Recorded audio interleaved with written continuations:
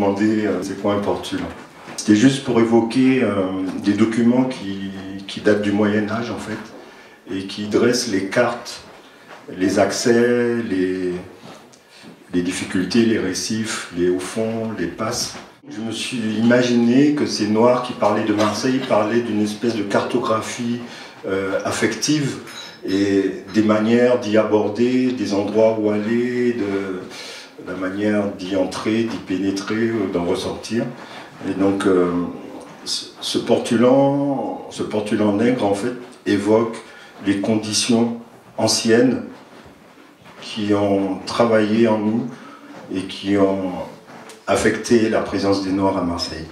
On pourrait dire qu'il y a 4 types de présence noire quelque part. Si je synthétise un peu les choses, je dirais qu'il y a une présence liminaire. On évoque en fait non pas l'histoire mais la préhistoire.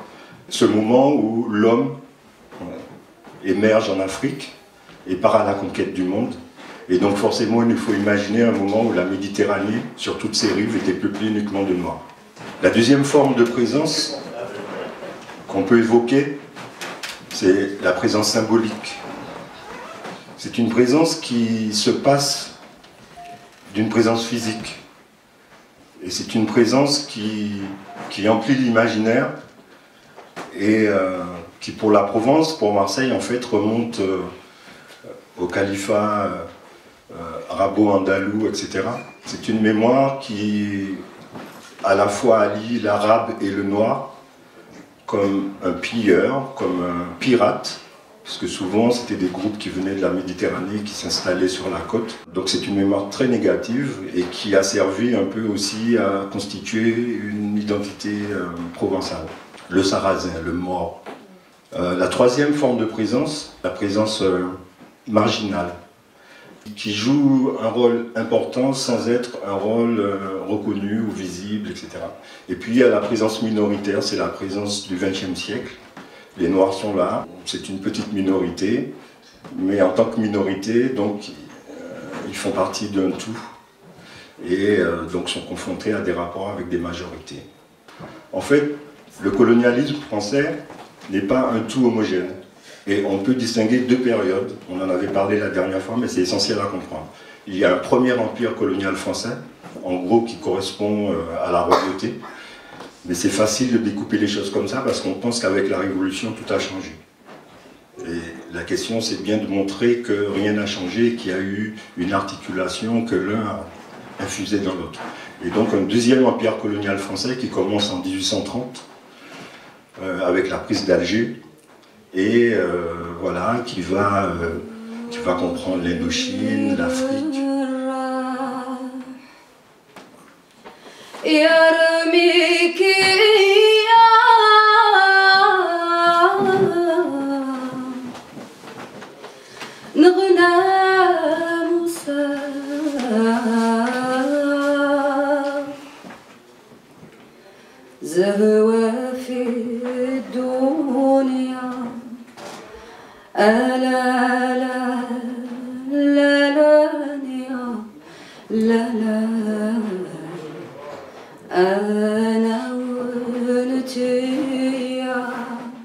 Je vais vous raconter l'histoire de Jean Ferrage.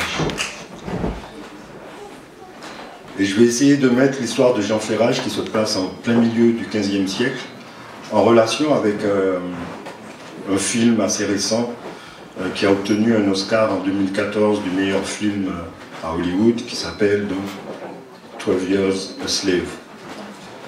Cette histoire est là vraiment pour montrer le pont qu'il y a entre des actualités, des fois distantes de 3 siècles, mais l'histoire de Jean Ferrage et celle de 12 Years a Slave sont exactement les mêmes.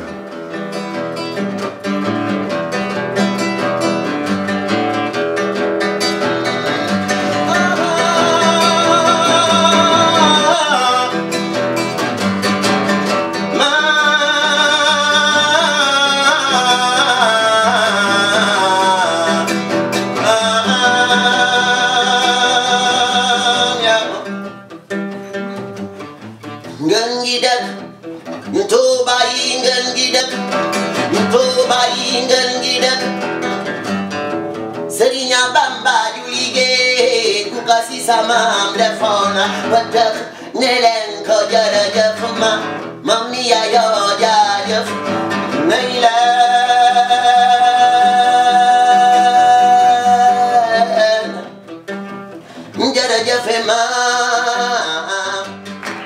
homme s'appelle Georges Roux de Corse. Il symbolise à bien des égards, pour moi, la colonialité à Marseille. Les Roux, père et fils, vont devenir les plus importants négociants avec les Antilles. Bon, le père Roux va décéder, etc. Georges Roux et son frère vont s'associer, vont faire grandir l'affaire. Et en très peu de temps, en fait, en une quinzaine d'années, il devient apparemment l'homme le plus riche de Marseille. Il va devenir maire de Marseille une première fois en 1744 et une deuxième fois en 1763. Dès qu'il va devenir maire, il va laisser tomber le business. Ce qui m'intéresse là-dedans, c'est de voir que font en fait ces gens qui font du fric dans la traite négrière et dans l'esclavage et dans les colonies. Que font-ils de leur argent quand l'argent revient en France? Et répondre à cette question, c'est un peu répondre à l'influence, à l'impact qu'a pu avoir ce laboratoire esclavagiste sur la réalité par la suite qu'on va appeler modernisation, etc. Comment les modèles qui émanent de ces expériences de domination, en fait, se transforment en mode de développement par la suite.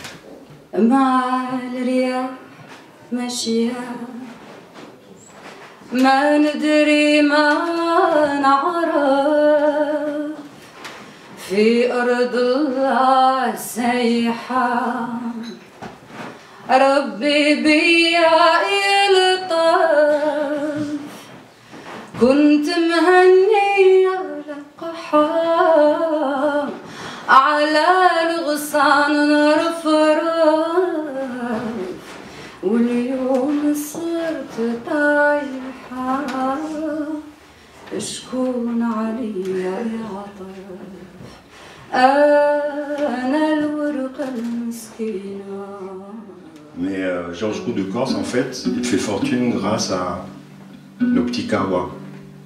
Je veux dire, le café d'abord et le sucre ensuite. Du sucre dans le café. Pour comprendre du sucre dans le café, le petit kawa sucré, il faut comprendre en fait un mouvement qui passe d'une première mondialisation, parce que certainement la Méditerranée a été une première mondialisation, à une seconde mondialisation qui est la mondialisation atlantique qui va mettre en relation l'Europe, l'Afrique et l'Amérique. Il se trouve que les Marseillais ont le monopole du commerce, du café vendu au Caire. Les Marseillais sont les seuls à pouvoir acheter et vendre du café à ce moment-là. Le seul café disponible pour toute la planète. En fait, la planète, c'est la Méditerranée. Donc les Marseillais ramènent le café à Marseille pour le dispatcher en Europe, mais aussi dans les pays orientaux. Ils sont les garants d'un approvisionnement à la fois des pays orientaux et des pays européens. La Martinique est l'endroit qui a reçu tous les cafés de la Caraïbe, y compris le Blue Mountain de Jamaïque. Et à partir donc de ce moment un peu particulier, il y a eu un tremblement de terre et toutes les plantations de cacao se sont effondrées. Et pour remplacer le cacao, qui était une spéculation complémentaire au sucre, on a planté du café. Le sucre dans les plaines, le café dans les mornes, dans les collines. Il faut savoir que le premier café antillais qui arrive en France, petite quantité, 12 kilos, arrive sur un bateau de M. Georges Roux de Corse. L'histoire du sucre commence 1000 ans avant Jésus-Christ. La vallée de l'Indus est le seul endroit où on produit du sucre de canne. Et ce qui est assez extraordinaire de constater, en fait, c'est que dès ce moment, le modèle de production du sucre de canne, c'est la plantation esclavagiste, avec des esclaves noirs et des maîtres blancs. Qu'en 1869, et pendant une vingtaine d'années, les esclaves noirs vont faire la révolution et vont prendre le pouvoir. Ils vont prendre le pouvoir à Bassora et ils vont pratiquement faire tomber le califat abbasside. Et donc à partir des Arabes, le sucre arrive dans la Méditerranée. Et en fait, la canne à sucre va être introduite en Haïti, à Saint-Domingue à l'époque, par Christophe Colomb lors de son deuxième voyage. Et déjà, il estimait que ça devrait être le principal des bénéfices qu'on retirait de ces colonies.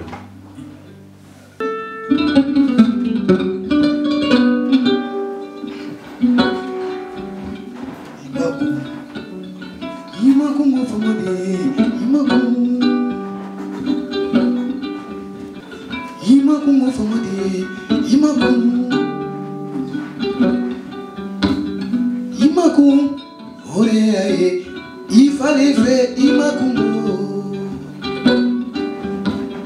Imakungo, Alignaye, il fallait faire Imakungo.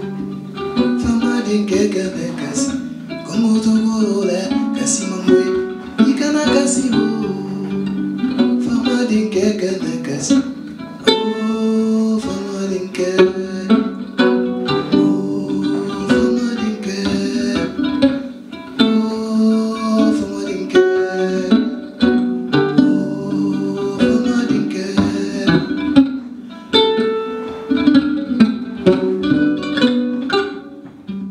Il s'agit en fait d'examiner comment un imaginaire va s'incarner à la fois dans des rapports de domination, dans un pouvoir, dans des dispositifs. Parce qu'à partir de 1777, en fait, il y a toute une politique qui va se mettre en place un peu avant, mais qui va vraiment venir à maturité vers les années 1775-1777, pour vraiment instaurer une police des Noirs dans le royaume, ici en métropole, une police des Noirs, et des obligations, des interdictions de faire entrer les esclaves noirs des Antilles. Donc la nouvelle politique coloniale mise en place par Colbert, etc., qui tend vraiment à instaurer, à travers le Code noir notamment, donc, une séparation totale et empêcher la contamination, entre guillemets, du continent par les esclaves, ça échoue parce qu'en fait, beaucoup de maîtres entrent avec soit des esclaves domestiques, soit des esclaves à talent, c'est-à-dire des techniciens qui viennent ici à approfondir un peu leurs connaissances, etc. Notamment en 1777, il va y avoir un règlement qui oblige que les Noirs résident dans les ports. Tous les hommes de couleur ne peuvent résider à l'intérieur du royaume, ils doivent absolument résider dans les ports, et certains ports officiellement, notamment Marseille, bien sûr. La Provence et Marseille constituent un cas particulier. Alors que partout ailleurs en France, les communautés noires sont essentiellement masculines, et Paris en prend déjà pratiquement les 3 quarts. À Marseille, on constate des familles. On constate des familles, non seulement de noirs, mais aussi des unions mixtes.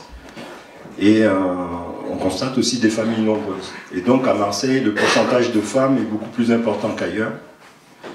Et aussi le fait qu'il apparaisse que des Noirs ont des commerces, etc. Sachant aussi qu'à Marseille, contrairement au port Atlantique où l'essentiel des gens de couleur viennent des Antilles, à Marseille, il y a quand même d'autres provenances de Noirs, puisqu'on est en face de l'Afrique, qu'il y a aussi des populations esclaves qui viennent d'Italie et d'Espagne. À la veille de la Révolution, voilà en fait comment est pensée la présence noire à Marseille, en France et en Provence. Il faut reconnaître, et c'est très peu su, que la première abolition de l'esclavage en France intervient pendant la Révolution en 1794. Et si c'est très peu connu, bon, il y a des raisons pour ça, c'est qu'en fait, 1794, c'est 1 an après 1793. 1793, c'est les esclaves d'Haïti prennent le pouvoir. Et donc une fois que l'esclavage est aboli à Saint-Domingue, ça n'a plus aucun sens de le maintenir ailleurs. Donc en 1794, la Convention décrète l'abolition. Mais si c'est très peu dit et très peu su, c'est parce qu'en 1802, Napoléon va rétablir l'esclavage. Et il ne faut pas trop parler non plus du fait que Napoléon a rétabli l'esclavage. Parce qu'en rétablissant l'esclavage, en fait, il faisait une continuité avec tout cet ancien empire colonial esclavagiste, avec toute cette mentalité, alors qu'il est censé être le modernisateur, celui qui a apporté les institutions de la France actuelle, etc. Donc c'est comme ça qu'on va passer, qu'on va basculer du siècle, du XVIIIe siècle, dominé par M. Georges Roux de Corse qui fait fortune dans le sucre et le café antillais. On va passer donc à ce 19e siècle qui amorce en France toute la période qui continue encore qu'on appelle la modernisation. Modernisation à travers des processus d'industrialisation, d'urbanisation.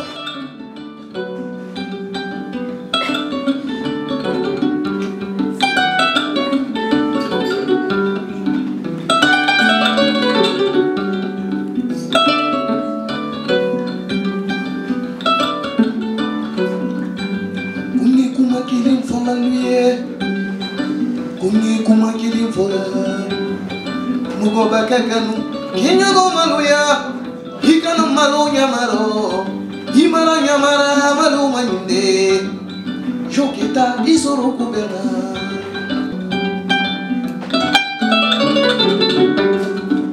Onewa yi, uza bura fatewa, jafatoba.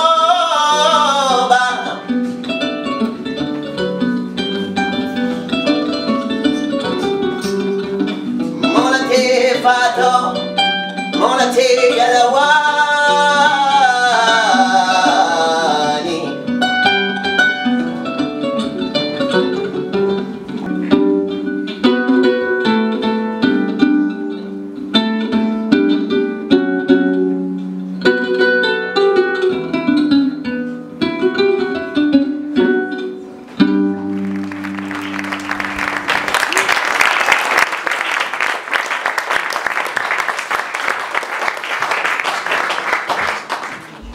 Alors il faut savoir que pendant toute notre histoire antillaise, on a produit du sucre.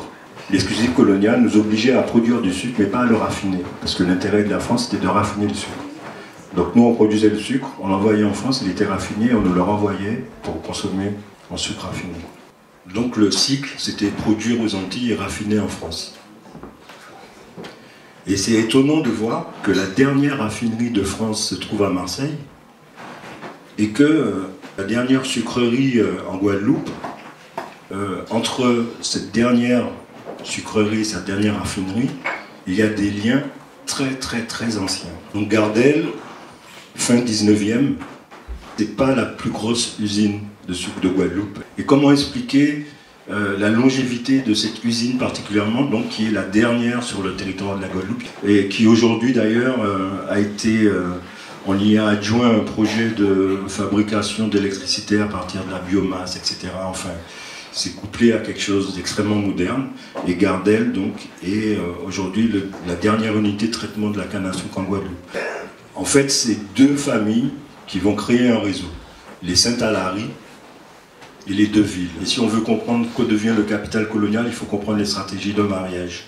Chez les Békés, c'est très courant, les mariages entre cousins, etc. C'est des trucs d'intérêt.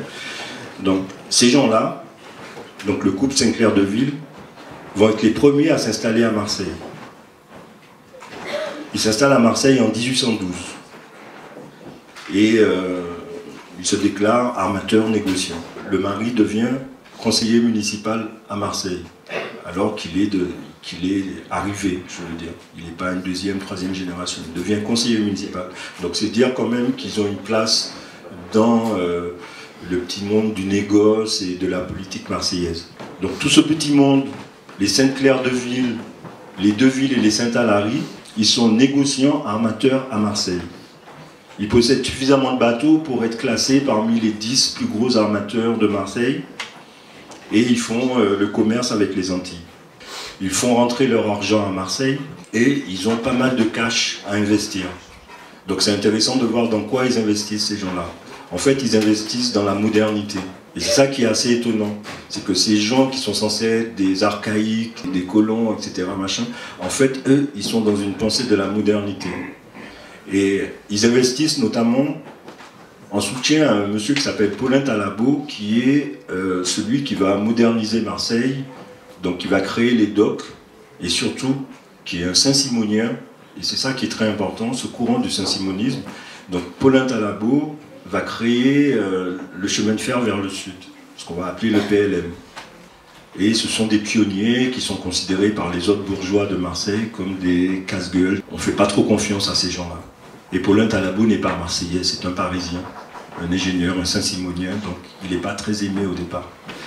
Ces deux villes sont en fait les représentants du capital colonial ici à Marseille, et ce qui apparaît en fait de l'évolution de ce capital colonial, c'est qu'il est investi dans la modernisation avant toute chose. Voilà, c'est ce que je trouve intéressant à poursuivre, c'est de montrer comment en fait cette liaison, ce passage entre l'habitation, la plantation guadeloupéenne et l'industrie marseillaise s'est effectué. Voilà.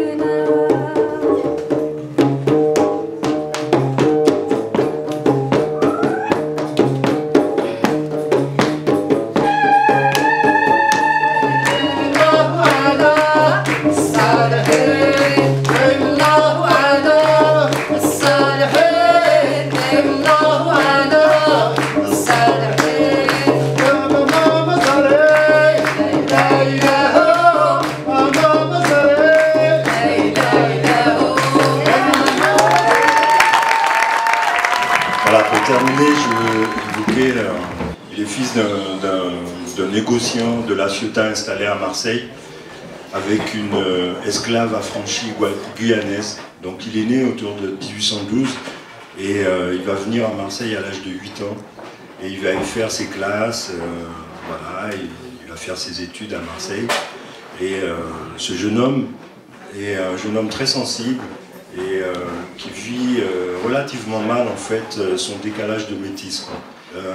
Ce garçon, lorsqu'il termine ses études, en fait, c'est le moment où le mouvement saint-simonien s'affirme et donc il va adhérer à ce mouvement. Et Ismaël Urbain, comme ça, a eu une carrière un petit peu, il s'est formé à devenir interprète et tout. Il a vécu en Égypte, il a vécu en Syrie et il a vécu en Algérie. En Algérie, il va épouser une Algérienne. Et surtout, il va développer des idées originales. Déjà, qui se posait beaucoup de questions sur le métissage. Il a été un des premiers à aborder les questions que plus tard la négritude va aborder. Mais vraiment, dans le domaine français, je pense qu'il est un pionnier, avec bien sûr les biais de son époque. Mais voilà, ce qui est intéressant, c'est qu'il se considère donc entre deux mondes. Il va devenir le conseiller spécial de Napoléon III pour l'Algérie. Et il va développer un projet qui s'appelle le Royaume arabe. En fait, il va dire, et il s'est entretenu longuement avec l'émirat Abdelkader, il va proposer à Napoléon III d'avoir une colonisation uniquement cantonnée aux ports, aux villes côtières, et à laisser l'intérieur des terres, l'agriculture, etc., à la tradition et au pouvoir traditionnel qui était. Et pendant longtemps, Napoléon III va le suivre, jusqu'à ce que les intérêts des colons qui étaient déjà en train de s'approprier les terres à l'intérieur vont faire que Ismaël Urbain, donc, il va perdre un petit peu son pouvoir auprès de l'empereur, mais n'empêche que sous un pseudonyme, il est sans doute le premier dans l'ère francophone à avoir écrit un bouquin qui s'intitule « L'Algérie aux Algériens ». Et pour toutes ces raisons, je pense que c'est quelqu'un vraiment qui mérite d'être approfondi. Je voulais vous le présenter ce soir. Et c'est une figure vraiment de la créolité, de la colonialité, de la négritude, qui fait la jonction avec beaucoup de choses. Et comprendre un petit peu comment il a abordé les choses, à mon avis, apporte un éclairage vraiment assez important à ce que ces questions-là sont devenues aujourd'hui. Soleil de feu sur la mer Rouge, pas une vague, rien ne bouge. Sur le flot calme, un vieux cargo qui trace sa route vers Bornéo. Et dans la soute pleure un nègre, nègre, nègre, nègre, nègre, dont les os semblent vouloir trouver la peau. Oh yo, oh yo, oh yo, oh yo. Ma vouloir voir le grand bateau qui crache le feu et pas sur l'eau. Et sur le pont, moi j'ai dormi et puis bateau il est parti. Le capitaine a dit comme ça, nègre au charbon il travaillera. Oh yo, oh yo, oh yo, oh yo. Et aujourd'hui le vieux cargo poursuit sa ronde à travers le monde.